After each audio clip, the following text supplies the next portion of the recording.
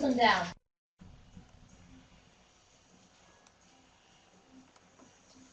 Hey, good evening, everybody. My name is Todd Bedard. I'm the webmaster for Pennsylvania AFERD and in charge of most things technology here for Pennsylvania AFERD. And I'd like to thank you all very much for joining us this evening for our webinar on Learning Readiness PE with Paul Zientarski, also sponsored by FIZIKA and Pennsylvania AFERD, and a joint effort to bring wonderful professional development here to the state of Pennsylvania.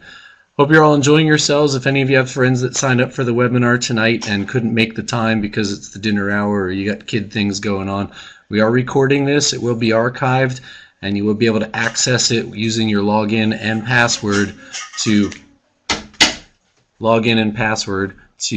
view the recording at any time. So it will be available via archive. Also, if you take notice in the Adobe Connect platform up in the top bar, you'll see something that looks like a guy raising his hand. In that case, you can use that to raise your hand.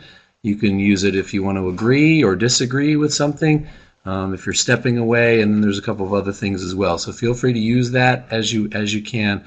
The chat room down there, if you have a question, you can type that in, but we are going to do a question and answer session at the end, so maybe it would be better if you write your questions down and join us a little bit at the end. We'll do the questions one by one, because sometimes while I'll be monitoring the chat room, sometimes chats, depending how fast it all comes in, may get missed. So feel free to ask questions using the chat room, but understand also we will be doing that at the end, and there will be an opportunity. We'll pop up a window for you to ask some questions. So I'm going to introduce Martha Harris, the founder, owner, and president of FIZIKA. And she's going to say a few words, and then we'll have her introduce Paul.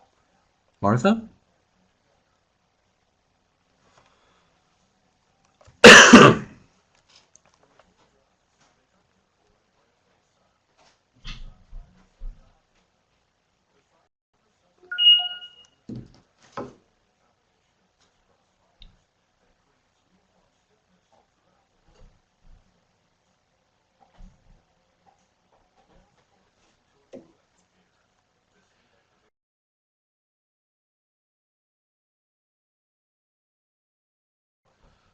Folks, not sure.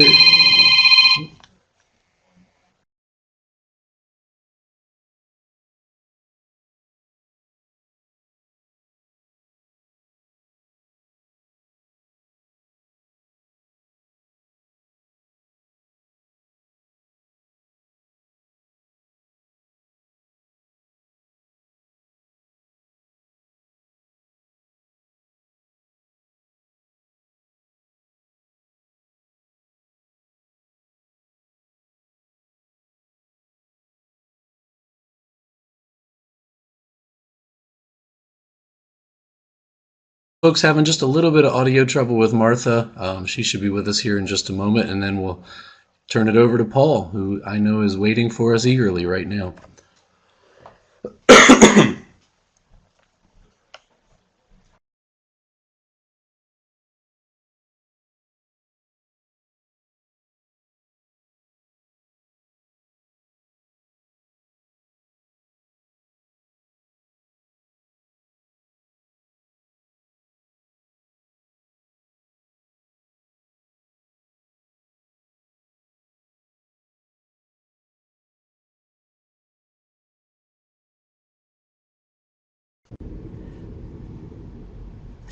Hello, everyone.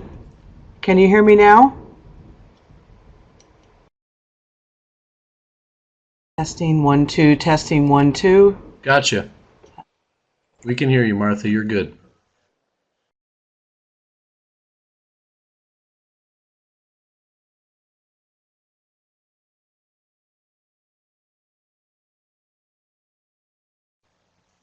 Martha, you just have to unmute your mic.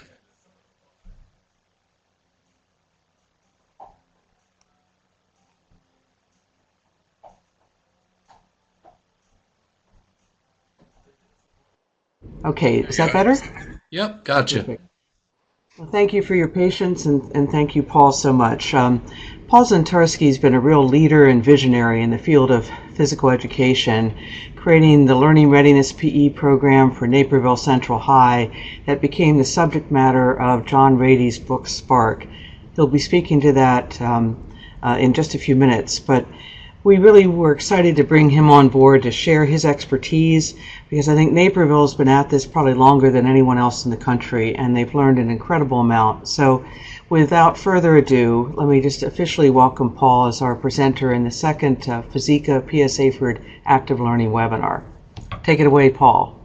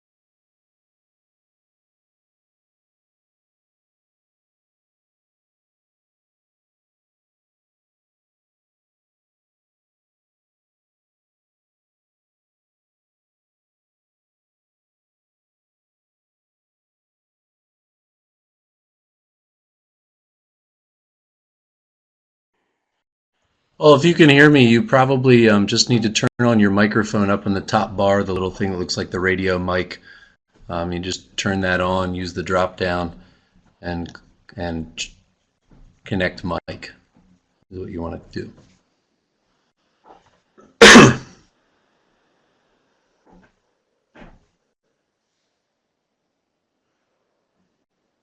Yep, I see your mic. Now you just have to click the green part now and unmute it, because you're muted right now.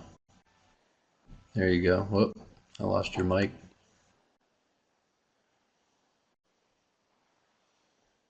Yep, you're there. Now just click the green. It should unmute. Still nothing.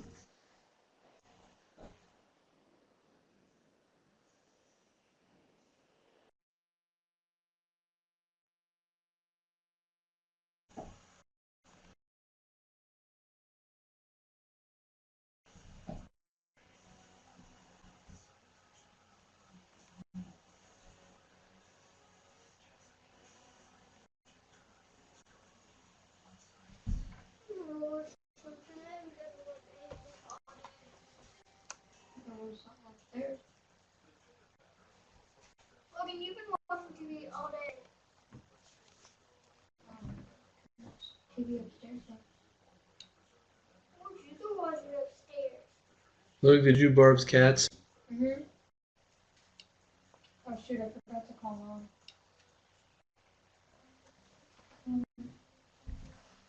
You calling her now? Are you calling Mom now? No.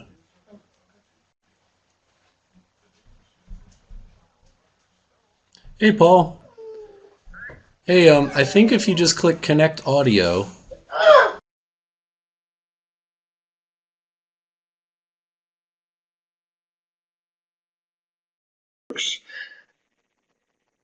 Anyway, I started to say, I spent 40 years in the field of teaching physical education, the last 26 years at Naperville Central High School.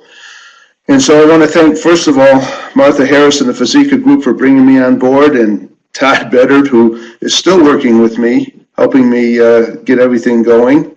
And I see that my microphone is clicking off and on. I'm hoping that it's still working. So I'm going to continue until works. Good, thanks, Todd. All right, so I'm going to start talking to you real quickly about a mind in motion tends to stay in motion. I think it is our job as phys ed teachers to get those minds in motion, and we're going to do that with exercise.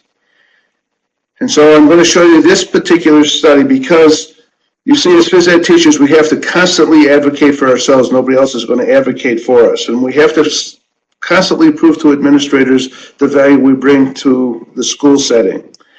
And so this particular study came out of the state of California. This one was done in 2004. And they give 6 fitnessgram tests in the state of California. And so along the bottom line continuum, as you see, as kids move across being fit in more tests from 0 through 6, academically their scores go up. Doesn't matter if they're male or female, doesn't matter what their socioeconomic background is. If they become fit in more subject areas of the fitness testing, academically their scores go up. So this first slide is English language arts. Oops. And the next slide is mathematics. So you see that it works. I got this particular study out of the University of West Virginia. They looked at 725 students. They looked at them in 5th grade and followed them to 7th grade. And here's what they found. That academic performance dipped when the students' fitness had declined. However, it increased when students' fitness improved. And students with the highest average on standardized test scores, which included reading, math, science, and social studies, were deemed fit at the start of the study and at the end of the study. Then Dr. Ken Cooper, who created the FitnessGram out of Dallas, Texas, raised enough money in Texas to test 2.47 million students. And he wanted to see how the FitnessGram correlated with its statewide testing in Texas. And he wanted to see what was the test that had the most telling success for academic success. And he found that cardiovascular fitness was the key test. And so his charts look something like this. If the students are in the exemplary category on their statewide testing, then 80% or above are in the healthy zone cardiovascularly. As they move from exemplary to recognized, you see that they drop down about 10%. As they move from recognized to acceptable, they drop down again more than 10%. And one more time from acceptable to unacceptable, they drop down again. So he's proven that cardiovascular fitness is a big key. Got this study out of Sweden. We're looking at a study done with 1.2 million men. Of the 1.2 million men, they had their test scores and fitness scores at age 15 and at 18 when they went into the military. So the 1.2 million men, 270,000 siblings, 3,100 fraternal twins, 1,432 identical twins. The finding was higher IQ scores were found in those men with better cardiovascular conditioning, even when comparing twins. So now we're throwing out gender, we're throwing out socioeconomic background, we're even throwing out genetics. So people always say, is there any scientific or empirical evidence to substantiate these studies? And the answer is yes. Got this slide out of the University of Illinois, Chuck Hillman, and you're looking at the brain scan of about 20 individual students here. And on this side, the students are higher fit, and on this side, the students are lower fit. Well, as they sit down to take an easy test where the brain is red and white and it's all lit up, that's the brain resolving the issues of the test. Where the brain is cool, that brain is not operating, or that portion of the brain is not operating. When you look at the lower fit students, again, what's happening is more cool in the brain. More importantly, when you move down to a harder conditioning, like our statewide tests, where the brain here is all lit up on the higher fit students, the lower fit students can't even recruit the same brain power as the higher fit students. So yes, there's evidence that proves it. So Dr. John Rady came to visit our school program in 2004, and it started me on this journey of understanding neuroscience. And if you read the book Spark, the second chapter reads something like the alphabet soup. So I'm going to try and explain it a little bit more in easy terms. And so the very first thing he talked to us about was BDNF, brain-derived neurotrophic factor. And this is what creates new brain cells. Every time we exercise, especially cardiovascular exercise, we create new brain cells in our brain. It's not learning that does that. It's this BDNF, brain-derived neurotrophic factor. Okay, well, students who are low on BDNF, it's not a small thing because it's associated with, as you see, depression, Alzheimer's disease, obsessive compulsive disorders, Huntington's disease, Rett syndrome, and schizophrenia. All right, so now I'm going to try and give you the brain cell chemistry. I'm going to try and explain it in terms that I can understand, and I'm sure if I can understand it, you can easily understand it. Oh, but before we do that, we're going to take a brain break because it's important that I get your brains activated. We've spent a while now sitting down working on all the technology. So Todd is going to help us get started on a brain break. So everybody stand up.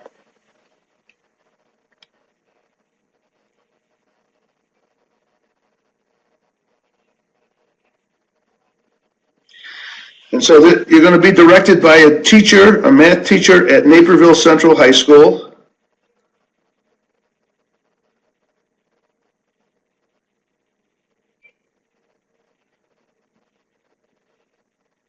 Okay, this is Stephen. Okay, and he's going to do Twisted. This is page 24 in the book.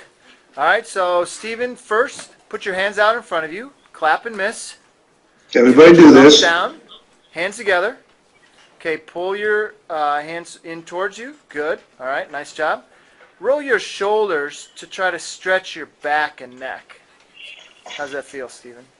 Good. Okay, good. Okay, now put your right leg over your left. Okay, good. Now what I want you to do is roll your neck clockwise. Be careful not to fall. Okay, he's rolling it. Good. I like the eyes there. That's good. Okay, nice. Now put your left leg over your right. Roll your neck the counterclockwise, the other way. Okay, good. Okay, now what I want you to do is spell your name backwards. Nevetes. Okay, good. And how about say your last name backwards? Real. Good. All right, excellent. Thanks. Everybody stand up. Do this brain break. So this person you're listening to, his name is Dave Slatke, and he's written a book on brain breaks. And so we use these in our schools, do them in the high school. Good work. So we're just going to go through this again real quick. Hold your heads. It helps you relax. Getting in this position and crossing your legs, sitting down, putting your tongue on the top of your mouth, on the roof of your mouth, will help relax students that have spell ADD. Your first name backwards.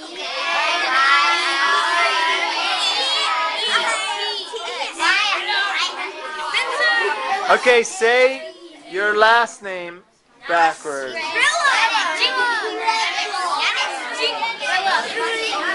All right, have a seat, please. That's our brain break. And so it's very important that we incorporate these in our school system because, again, if you've been in a classroom and see students sit down, they get antsy. And kids need to get up and move. That's the way we're wired. So we're going to move on.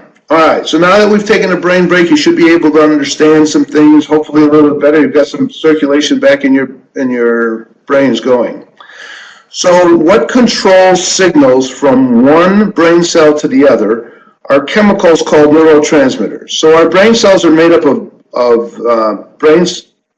I'm going to go back here. Of a nucleus and dendrites and axons with electrical impulses coming off of them. Well, there's a gap. The brain cells don't touch each other. There's a gap in between there. That gap is what we call the brain synapses. But what controls that flow of information back and forth is neurotransmitters, neurochemicals that help those signals move from one brain cell to the other. The neurotransmitters, and I think this slide is very, very important because this is what made the most sense to me. The neurotransmitters that are developed in our brains when we exercise especially, we get an explosion of these three chemicals, dopamine, serotonin, and norepinephrine. Now, dopamine helps us with reward, pleasure, motivation, and drive. I always say that at 66, I'm still waiting for my first runner's high. I still haven't gotten one. Anybody who's told you that exercise is fun is good work, because if it isn't work, it isn't exercise. Serotonin helps us deal with obsessions, compulsions, and memory, things that are important for our students in school. And norepinephrine helps us deal with alertness, concentration, and energy. Now, these chemicals don't sit in isolation. They work together. So when you put dopamine and serotonin together, you're dealing with appetite, sex, and aggression. The best way to describe this is generally after a hard workout, you're not hungry. An hour or two later, the calorie burn sets in, but initially, right after a workout, you're not hungry. The combination of serotonin and norepinephrine, in the pharmaceutical world, that helps, or those combinations, those helps us deal with anxiety, impulse, and irritability. In the pharmaceutical world, that's nothing more than Xanax and Prozac. So we don't really need it as long as we're exercising properly.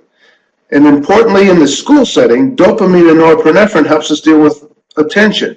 And again, in the pharmaceutical world, that's drugs like Ritalin and Adderall. And our students don't need that as long as they're exercising properly for the most part. They can deal with it. The best part about it is there are no side effects, because if you look at all drugs out on the market, when you see a television commercial, they talk about all the side effects. Well, when all three of those chemicals come together, okay, you're affecting mood and cognitive function. Okay? All right. So again, Dr. Rady in his book talks about some of these other factors. This, by the way, is me in my youth. IGF is produced by weight training, so that's important. VEGF, that's activated and helps break new blood cells, which again go to the brain and help us. The FGF2 activated makes new blood cells, and and ANP is produced by heart muscles. But all of those go through the circulatory system or the blood system into the brain. It helps brain cell health and brain cell growth. Okay, so it's exercises that build the brain cells. These are brain cells, and here now we're seeing a few more as a result of exercise. The thing that has to happen, though, is there has to be new learning. And when there's new learning, then what you're doing is you're creating more extensions of these and more connections. That's the key, is as soon as you create the brain cells, you follow that up with new learning, and you're enhancing those brain connections then. You're making them whole and healthy. Well, so now we know that exercise prepares the mind for learning because it improves impulse control, behavior, attention, decreases restlessness, improves arousal, lessens fatigue, improves motivation. It helps mood and anxiety regulation, combats depression, improves self-esteem, reverses learning helplessness, combats toxic effects of stress hormones. Stress hormones come to our students by what's happening in their homes, situations there, bullying in school, confrontations with siblings. Besides that, poor nutrition and lack of sleep. So we can combat those effects. Now here comes a big takeaway moment. Again, I got this slide out of the University of Illinois from Chuck Hillman. And again, you're looking at 20 brains, 26th grade brains. And here the students are sitting down and they're taking a test. Prior to taking a test, they sat quietly. Okay? On the right-hand side, you're looking at the same 20 students taking the same test. The only difference is they preceded it with a 20-minute walk. And what happens now is the brain is all lit up. And so they scored 10% higher on the exact same test. The only difference was they proceeded with a 20-minute walk. Could you imagine the brains of the students that are coming out of phys ed classes going into the next classroom? This is why we're so valuable. This is the benefit that we bring to a school system. And sometimes we're asked to add to the school system by having our kids in our PE classes sit down and read. Well, they're better off going to read after they're in our phys ed classes because they're going to follow up with that brain that's all lit up. So ADD is a big thing going on, and we hear about it all the time, and we have to move in school. So here's some statistics. 1985, 500,000 students are diagnosed. 2008, 5 to 7 million are diagnosed. 2011, it's 1 out of every 10 students. So in your PE classes of 30 to 40 to 50, you're looking at 3, 4, 5, 6 kids that are diagnosed with ADD. Boys are 3 times more likely to be diagnosed with it than girls. 75% of boys with ADD have ADHD. 60% of girls with ADD have ADHD. And 65% of all students with ADHD are discipline problems. And why? It's the self-fulfilling prophecy. You see, if you tell a student, oh, you have ADD, so you expect them to be bad, then they're going to live up to that expectation. Back about 1 million years ago when I was in school, we would classify students as A, B, C, D, E, F. And if you were an F student, you never aspired to be any better than that because you were always hanging around with those students. And so, we have to make sure that we understand that we can combat these things, especially through exercise. So we know now that the attention span of a person is equal to their age in minutes. So a typical 5-year-old is about 5 to 7 minutes. A typical 13-year-old is about 15 to 18 minutes. A typical adult is 20 to 25 minutes without getting up and taking a brain break, doing something different, changing the atmosphere, moving around. Yet we ask kids to sit around. And then we have schools that are locked into this block system that will put kids in a classroom for 90 minutes. People don't learn in 90-minute blocks of time. You can't even watch television for more than 10 minutes without a commercial coming on. So again, it's important. And Google, which we know is one of the best companies in the world, if they have a meeting, they won't have a meeting longer than 20 minutes. Their meetings will always be standing, and if their group is small enough, they'll always be walking. So we need to learn from the best and the brightest in the world. So here are some malpractice occurrences. I'm sure some of you have run into these. A student doesn't finish their work, or they're a discipline problem, or they need more academic time. They take recess away from them, or they take PE away from them. That can't happen. That's malpractice. Especially those students who are struggling in school. They're the ones who need the breaks more than anybody else. They need the recess. They need that PE time.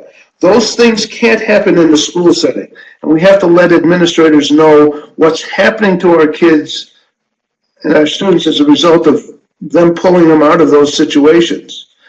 So how have we used the research at Naperville Central? Well, if you know anything about administrators, they only know how to look at data. It's data that drives decisions. So we started to collect data. And here's what we've done. In 2005, the first year we started our study, we had a class of students who were poor readers, and they came in first period in the morning. So in the book, we started with a 0-hour PE. And of this group, there were only 16 students in the study. 9 of them came to LRPE, 7 of them got off the bus and went to the class. Well, the 7 students who got off the bus improved 9/10 of a grade level equivalency in reading in just the first semester. However, the students who had the LRPE class or preceded the class with the PE class improved 1.4 or a half a year more. In 2006, then we had 2 classes of academic reading. So all my administrators said that, boy, this is too good to be true. All of our kids that are in academic reading are going to have first hour PE. And we called it Learning Readiness PE. And so in the Learning Readiness PE class, with the 2 academic classes, I put 1 in the morning. The PE class met in the morning, but the academic reading class met second hour, and the other academic class met 8th hour. So there was a disconnect from when they exercised to when they had the class. And so you see 0.7 growth in the students in the afternoon class, 1.3 years growth in the students in the second hour class. Now, people always said to me, well, that's because it's the end of the day and those students started to get out or start to close down because it's in the afternoon, or your poor students decided to shut down. So in 2007, I had 2 sections of LRPE, 1 first hour followed by second hour LRPE, 1 6th hour followed by 7th hour LRPE. And you see the results as a result. Didn't matter if it was morning or afternoon, it's just that the class was preceded by PE. Now in 2009, my administrators got the great idea that we had to give the students the option. So when we give the students the option, again, you see the data. The 2011 data is now we decided we were going to look at a whole year's worth of growth. So now students in the LRPE who had the reading almost improved on average almost 3 years of reading growth in just 1 school year. And the students in the academic reading class improved almost 2 years. So we know the academic reading class is working, but we also know that it's enhanced still with the Learning Readiness PE. 2006, the second year of the study, my math department chair wanted to get involved, and so he created a class for those students who were struggling in math. They were in Introduction to Algebra instead of regular algebra to begin with. It was a special ed class, so half of the students had IEPs, half of them didn't. So it was team taught, and half of the students were in LRPE that had special needs. Half of them were regular students or not IEP students. And so we divided it. Total of 24 students, 12 and 12, 6 and 6 were in the 6 were in the LRPE of each, and 6 were not. And again, you see the study. The non-LRPE kids in the semester improved 3.9% on a nationwide algebra ready test. 20.4% increase in those kids who participated. 2007, with 2 sections of LRPE, I could include more students in introduction to algebra, and again, you see the study. 2008, my math department chair said, that's it. I'm convinced every student who's got introduction to algebra is going to have an LRPE class. By this time, we have 4 sections of LRPE going on, so you see that, again, the results. 2009, when this administration gave the students the chance to opt out, again, you're seeing the study. The difference. Now, why there's such a great growth between 2006 and 7 and 2009 for the non-LRPE students, we brought in another intervention called ALEX, which was a computerized program where students were going to sit down 2 days a week and work on academic math performance, working on mastering standards. So now we know that boosted what was going on in the introduction to algebra class. And sometimes when you put 2 interventions on top of each other, they have a tendency to cancel each other out. That's not the case here with the LRPE. You see, again, the results. 2010, there were only 2 students who opted out, so it was not worth putting them in the study. 2011, again, that's growth over the full year. So, I'm sorry, that was still only at the end of a semester. So again, you see that it works in math and in reading. So people always want to know, what does the Learning Readiness PE look like? It's based on cardiovascular intensity. We have heart rate monitors, and so we set our heart rate monitors at 155 to 200 beats per minute for those kids when they're exercising. And so as you see, we're blessed. We have lots of equipment, and so we can put them on exercise pieces of equipment with heart rate monitors. We found that if we put them in the pool, that's a great way of getting heart rate up, and it really gets them tired out. When we place team sports, as in the middle section right here, or the middle section, you see the kids running around on the field, we do it with small-sided games so that there's 4-on-4, no more than that, so that everybody has to be active. Below that, then team building is important. These students have been disenfranchised with the school system, so we'll incorporate team building activities to get them to buy in. Team building also on the right-hand side of the team sports, again, you see that happening. And then down below, balance and gymnastics is really important. So we really work on balance. Now, this is a high school student walking across the beam, because we know that balance is important. The cerebellum, which is the small part of the brain behind it, controls coordination and functioning and movement, and it develops most during the adolescent years. So it's important then to have balance. So all of those are important. Core strength is important because the brain is connected to the brain stem, the spine. So core strength is also very, very important in these particular classes. So they look like traditional classes. Our whole phys ed department, the emphasis is on fitness and wellness and health, and not on sports skills. If you're basing your phys ed program on sports skills, so I'm afraid it's a losing battle. That's why we're having so many problems. So people always say, could this be replicated in another district? Well, the answer is yes. I did a presentation much like this, and I trained some teachers in another school system in our western suburbs. If you know anything about Chicago, Oak Park starts where the city of Chicago ends. So it's a very diverse population. So I went in there, and they started a LRPE program. And again, you're looking at those students who participated. Again, a total of 28 students, 14 participated in the LRPE program. and 14 of them were in a regular PE program. This came out of Leavenworth, Kansas. And this is a school, an elementary school, that had PE 1 day a week. And they went to 5 days a week PE. You see that they revamped their lunch program, added vitamins to the daily menu, and the three remarkable changes that they had: a 1,300% increase in those passing the presidential fitness test. That particular school went from 10th in reading in their district and 9th in math to 2nd in reading and 1st in math. And more importantly, or another feature of this, is office referrals for discipline were reduced from 438 down to 18. Because again, if you remember, I said all those chemicals affect mood and cognitive function. Got this out of South Carolina from Dave Spurlock. Looked at a middle school in South Carolina. They took the 22 worst males. These were 7th graders. They put them in what they called intensive physical education. They were the lowest academic performer. They had the highest behavioral problem. They had 8 or more referrals just in the first semester.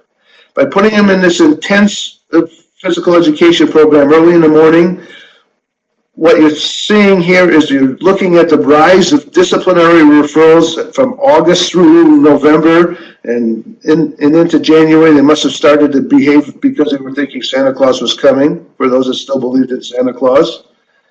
Well, after putting them in intensive PE, you see that their discipline went down. I mean, significantly reduced, where some students had 0 disciplinary referrals anymore. Just as important, in the 4 months, the 7th graders averaged 1.5 years growth in their reading scores on their map tests. And in the 4 months, those 7th graders, a 4 years growth in their map scores in mathematics. So it's amazing. Again, this is the benefit that we as phys ed teachers bring to the school setting. So this is what I think of progressive physical education, PK through 12th curriculum looks like. You'll notice that physical fitness in red is highlighted at every level. But I think it's important at the early elementary level for body management, body control, awareness, posture. For those of you who are elementary phys ed teachers, you know what I'm talking about. Those are things that are really, really important. Those are things we need to focus on. Then as you get into the next level, that 3rd, 4th, and 5th grade, you start to work on those motor skills, locomotor rhythms. And now you're starting to bring in the object controls, striking, with feet, bats, rackets, those kinds of things. I believe now at the middle school level, combination skills, lead-up games, small-sided games are important. In Naperville, we never play anything more than 4-on-4 or 5-on-5. If we're playing soccer, 4-on-4, for example, we use cones as a goal because we don't have any goalies. We don't want them standing around. We'll put a goal or a cone, in midfield. Everybody has to be across the midfield line before a team can score. As soon as a team scores or a ball is kicked out of bounds, it's put into play right away. We don't want anything. We don't want any standing around. Then at the high school level, I think lifetime skills, sports, and leisure are important. Those things that we want to try and give kids an opportunity to try. Hopefully they're going to find something that they're going to be comfortable with doing for the rest of their life. We are the ones that are bringing in the personal and social behavior processing. Those things are important. All the way through, we have to emphasize health-related fitness and nutrition. And so speaking of nutrition, it's important that our students start out with a good breakfast. They need a breakfast that contains whole grains instead of those made with refined flour. I have that highlighted in white because my favorite saying is, the whiter the bread, the sooner you're dead. Whole grain muffins, bagels, whole wheat bread for toast and sandwiches, cereals, especially oatmeal and bran cereals. So for me, most breakfasts are a peanut butter and honey sandwich on whole wheat bread. Whole wheat is the whole grain, peanut butter is the protein, and honey is a natural sugar. You see, you need a combination of of carbohydrates and protein to create glucose, and our brain consumes 20% of the glucose that our body manufactures. So reduced dairy fat products are important. Skim milk for cereal, low-fat yogurt.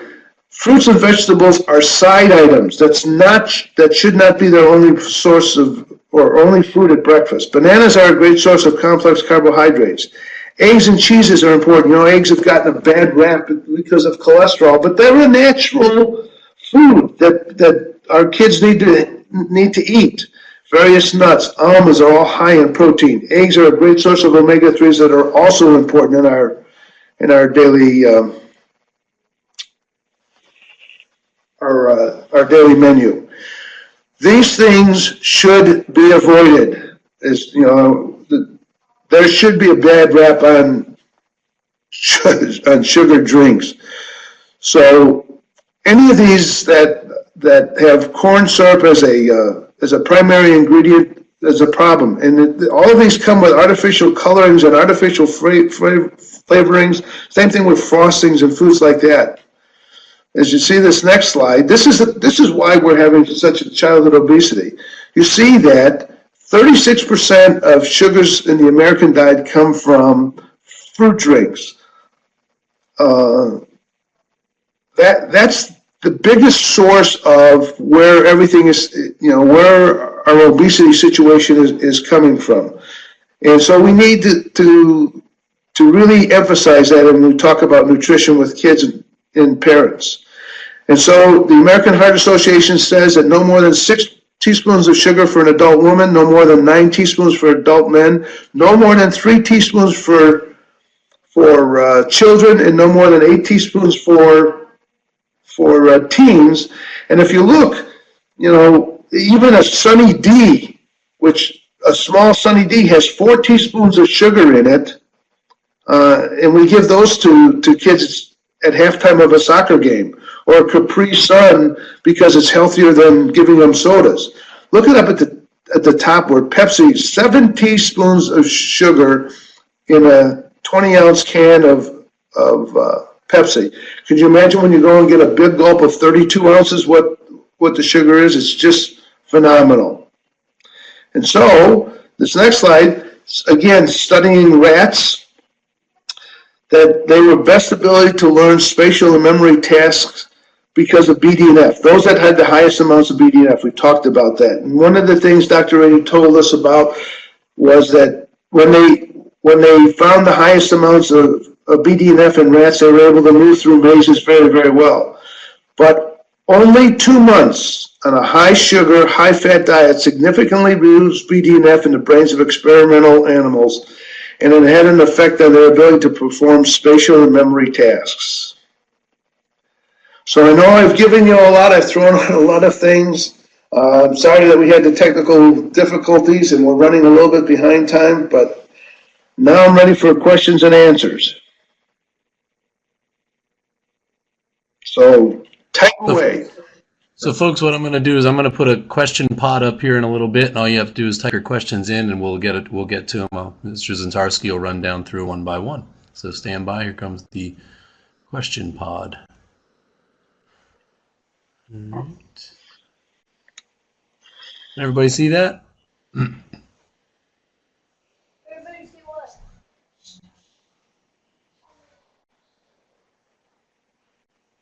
So folks, you should be able to just type your questions in there, and we'll take them as we can, as they come in.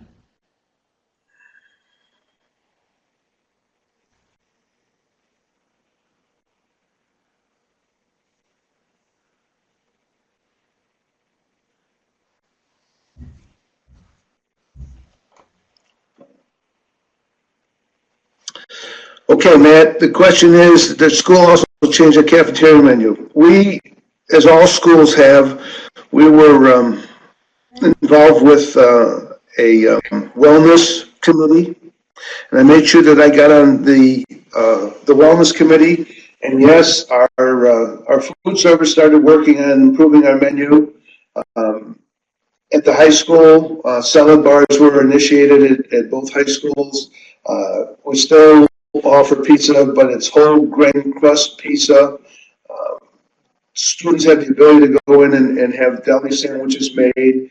The lunch itself, the free lunch is better. It meets the guidelines and in all of that. So yes, we worked on that. I think nutrition is a big element in how the brain functions. So I think it's important that in all of our schools we take care of that. So now Karen, the LRB class ran initially before the academic day. That was the first year. Then after that, we put LRPE classes throughout the day. You have to understand, in Illinois, every student has to take daily PE at the high school level. And so that was their phys ed class, since they were going to be scheduled for a class. The big key is putting that LRPE class in close proximity to the academic class you want to have an effect on. We know through our work, 1 to 2 hours. After 2 hours, it seems like the effect of the exercise seems to wear off. So it's important that the scheduling is a big deal, and that's hard in a 3,000 student school, which is what we have. What suggestions do you have for suggesting an increase in PE? Well, I think it's important for administrators to understand that they're doing students a disservice academically. Unfortunately, administrators don't care about the health and wellness of our students. They only care about test scores. Well, by taking and cutting back on PE, cutting back on recess, what they're doing is they're defeating what they're trying to do. By putting kids in a seat longer, it doesn't add to the educational process. And that's what we find across the country. They're starting to cut PE because they want to spend more time on academics. More seat time. There is no study out there anywhere that shows that more seat time improves academic performance. So I've seen schools take kids out of PE and put them in in academic enhanced classes, and they really don't help. But if you pursue those enhanced academic classes with PE, as you saw, there's a great improvement. Do you think a grab-and-go breakfast that students could take to home would be beneficial in order to increase? Yeah, I do, because too many of our students come to school without eating. You can't function. You have to go back to Maslow's laws. If students are hungry, they're not going to learn in school. And it's important to feed the body as well as the brain. As I said, if our body's going to consume 20% of the glucose that our body has, we need to create that glucose. Combination of complex carbohydrates and proteins. Only way it's going to happen. So, I think it would definitely help improve academic scores. Thank you. What type of fitness tests are people using? The President's Council now has adopted the FitnessGram as its nationwide test. I believe the FitnessGram is the best test out there. It was developed by Ken Cooper and the Cooper Clinic out of Dallas, Texas. And so the President's Council test does not exist any longer. So FitnessGram, I think, is the way we all need to be going. How about getting students dressed for PE? Do you make them participate if they, yes. A student not dressing for PE is not a grading issue, it's a discipline issue. And yes, we expect our kids to participate. If they don't come to class prepared, they're still going to participate. If they don't have the proper shoes, we'll put a pedometer on them and make them walk and at least get 4,000 to 5,000 steps during the period, so that it, again, prepares them for learning. Sitting those students out is harmful to their health. It doesn't prepare them for anything. So we're never going to jeopardize the student's health. So at Naperville Central, changing clothes is not a grading issue. It's a disciplinary issue. It doesn't affect the student's grade. We'll give them consequences, disciplinary consequences as a result. Daily PE at the high school level. Yes, we lost ours a few years ago. We just take effect. Yeah, John, you're right. I'm afraid that's all administrators care about is test scores. But the problem is administrators don't go to neuroscience conferences. I've had the benefit of listening to John Reedy a number of times. I had a great opportunity to listen to John Medina, who wrote the book Brain Rules this summer. And there isn't any neuroscience who won't say that exercise is better for learning, or exercise prepares the brain for learning. And unfortunately, our administrators go to conferences that do not have neuroscientists in it. And it's our job, I believe, as phys ed teachers, to let the administrators know this is the benefit that we bring to our students. This is the benefit we bring to our school system. That, and then helping our kids be healthy as well.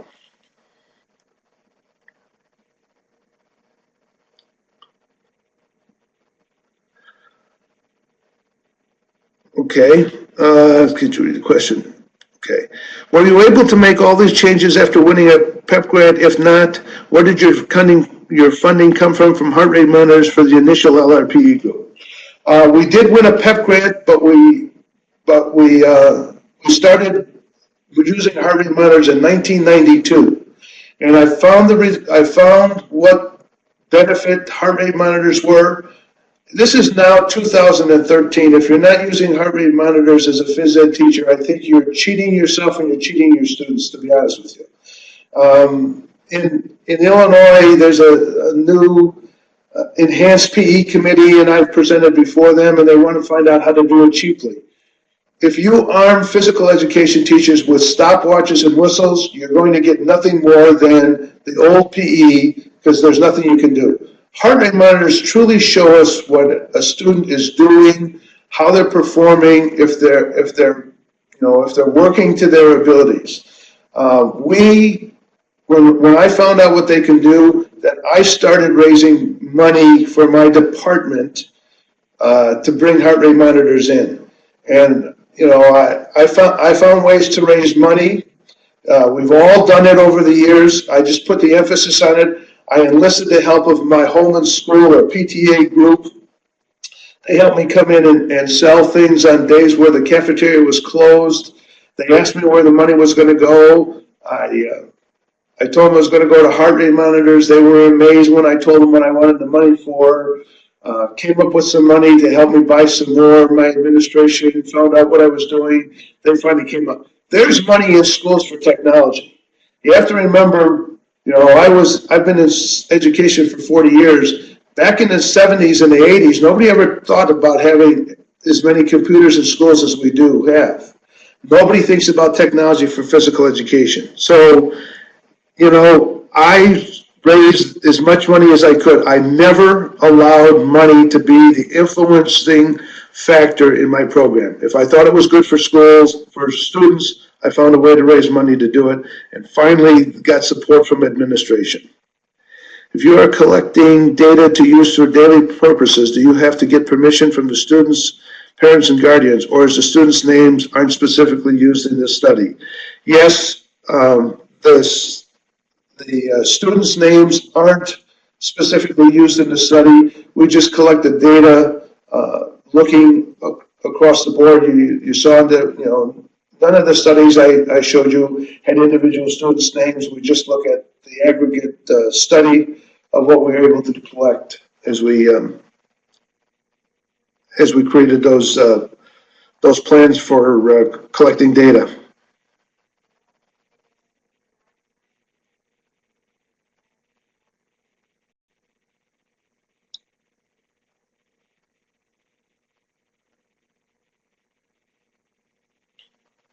Well, I see no more questions. You're probably all very tired and hungry, and I've kept you later than we promised to keep you because of our technology problems. So Todd? Folks, thank you very much. Thanks to Paul Zientarski for joining us this evening. I really appreciate that. and really appreciate all the information that you provided us this evening, Paul. That was really, really informative. And folks, the message that I'm taking from all of this is I really think that we really need to, as a group, self-advocate, because if we don't self-advocate with this information for ourselves, nobody will. And I personally have had some experience taking some of the information that I've read and researched from along these lines and shown them to administrators, and honestly, it's helped with our program a little bit. We're all in the same budgetary crunch right now, and I think we're all feeling the pain a little bit. But I think it's important that you self-advocate and take that away from you. This will be available to you using your logins and passwords. It's recorded. You'll be able to watch it back. I'll be sending an evaluation out here very soon. Please, if you would, take a few minutes and fill that out. I try to keep the evaluations real short and sweet, so it won't take you more than 5 minutes of your time, and it helps us improve these things going forward too. So if you ever have any suggestions to improve any of these webinars, feedback for our presenters, anything like that, we'd love to hear from you. My email's in all of the stuff that you've heard pre-show, so feel free to get in touch with me personally or through the evaluations, and we will, again, this will be available in its recorded form for you to reference, and honestly, show your administrators, because this stuff is awesome and it really, really does make a difference, and hopefully it'll save a few programs as well.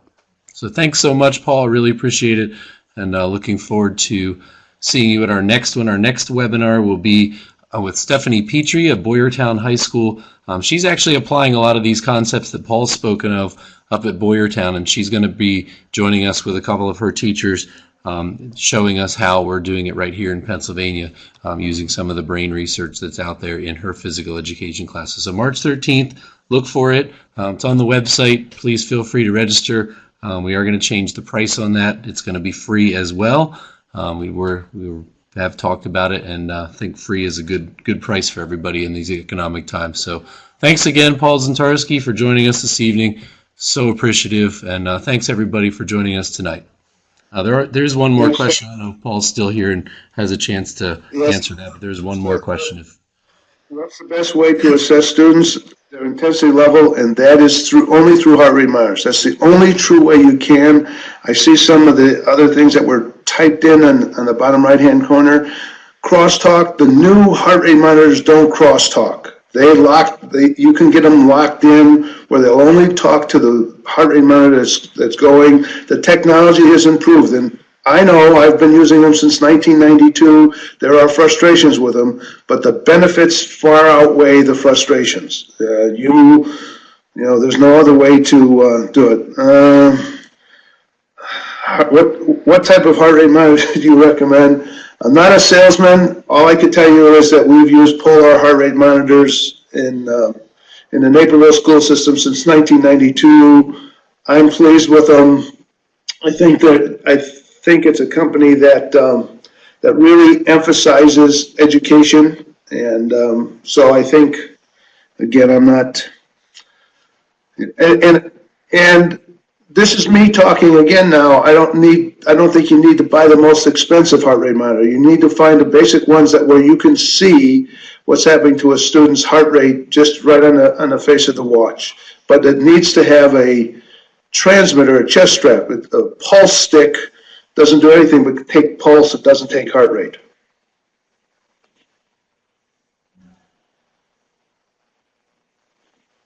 Well, there's one more down there. What are some of the activities that your students do to get their heart rates up, and any latest great equipment?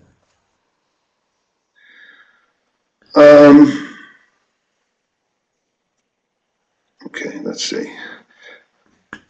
Well, again, as I mentioned, if you're playing sports, soccer, 4-on-4, you're small. Everything is small side.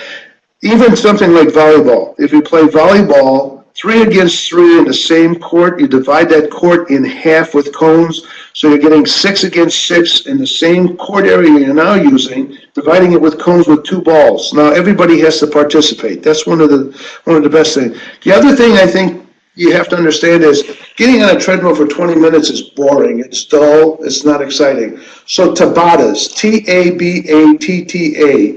we use a lot of, because what you do is you're exercising very hard for 20 seconds, resting for 10 seconds, exercising hard for 20 seconds. You continue those kinds of things, you'll get your heart rate up, it steadily increases, you keep it up high. It's easier to control students in a setting like that. You can change the different activities you're doing, from push-ups to jumping jacks to skipping rope to, you know, strength and all of that. So Tabatas is something to look at. Latest, greatest equipment. Some of the things that we use. You saw the girl on the balance beam. Rail yard is something that helps you with balance and jumping, and you're only limited by your imagination on how you use that. How do you have kids share heart rate monitors? They don't have their own, but they each have their own strap. And so that's like a PE cost, just like if you have a PE uniform cost. The newest, latest, greatest straps, and again, I'm not here to be a salesman, but Pollard now has a great strap that isn't that stiff plastic that we used to have trouble with. Now it's all very flexible. It fits on. We use them really extensively at our junior high too, and it's absolutely cut down on the problems of fitting students. So if you haven't seen the new Polar chest strap, I suggest you look at it. Anyway, they don't share the transmitter, they buy their own, and then we have the heart rate monitors. They check them out. Every student is assigned a number, so at the end of the class we know that they're back and they're in their proper place. But that's it. I will say that we started out by having all of our students not have their own strap. We provided them, and back in 1992, they wore sweaty straps if they were an eighth hour. But again, I thought the information we got out of them, the way we were able to teach our kids how to work out, were valuable.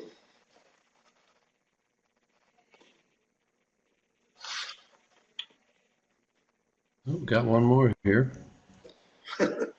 Kids buy their own straps just like they buy their own uniforms. Is the question? Yes. Yes, right. They do. We sell them through our bookstores. At the junior high, it's a fee, a physical education fee, because again, at the junior high, all of our students have daily PE. So in sixth grade, which is where our junior high starts, it's a fee that they have, and if they lose it, then they have to replace it. But we're constantly, just like we're finding PE shirts on the floor, constantly finding straps, and we try and get them back to them. Folks, we have time for one, maybe two more questions. If you do have any, and then we'll let Paul get going here. Thanks so much for being with us again this evening. We really appreciate your time and interest in this topic. And like I said, go out there and let's self-advocate together and save some programs and show how this stuff can really work and help schools and help kids learn, because that's really why we're here, right? Any more questions before we wrap it up? I see Ray L. Johnson talked about a timer.